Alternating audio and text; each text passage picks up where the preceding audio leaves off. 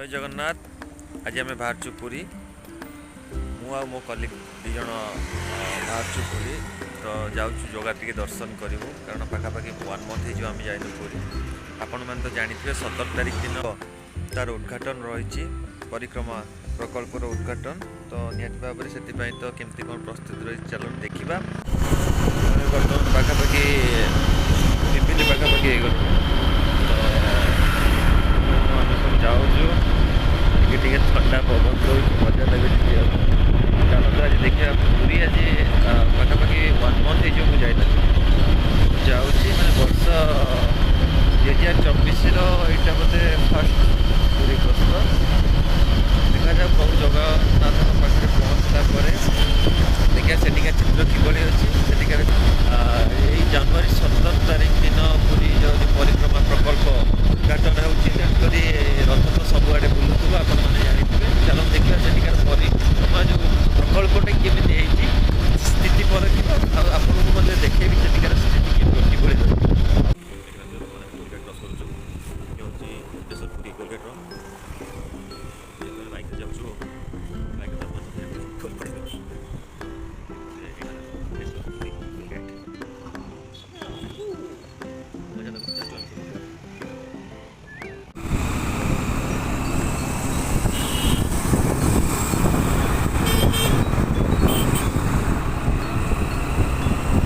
लगुच कहल बढ़िया लगे आम पुणी किसी दिन तले आसलु पुणी सांग 3 जन जाक आईचु पुणी आगू आसबू देवाशीष 2024 फास्ट टाइम पुणी देवाशीष आज बहुत हाथ रही टाकी सांग जगन्नाथ प्रभु जगन्नाथ तो कृपा ना कहीं दर्शन करें आईटा तो प्रभु कथा आशीर्वाद बिना आशीर्वाद कहीं दर्शन करें देवाशीष आम सांग को समस्त एकाठी कर आनियार हाथ बस उठे दब नहीं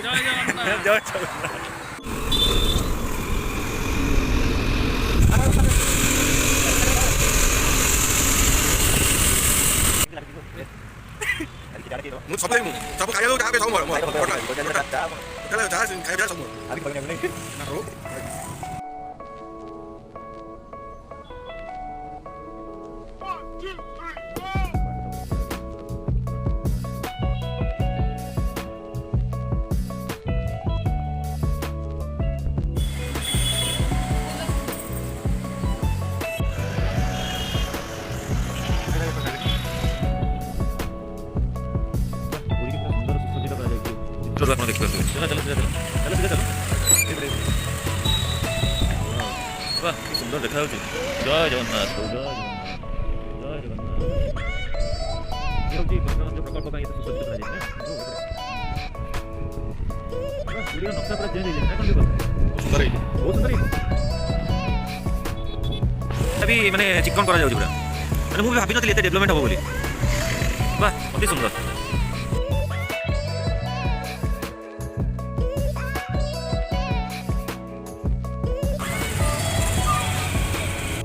प्रभु हे प्रभु जय जगन्नाथ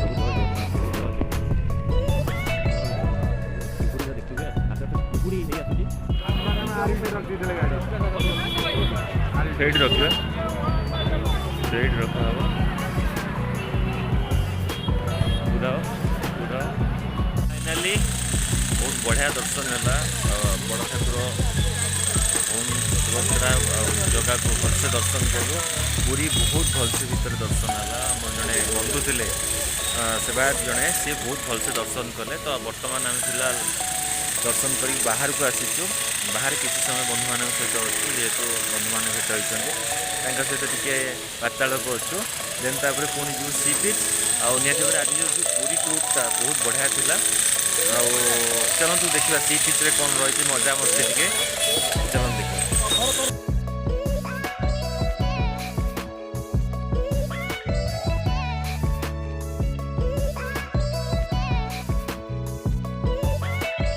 फाइनाली आम पूरी जाइलु जगन्नाथ दर्शन करके फेरिलु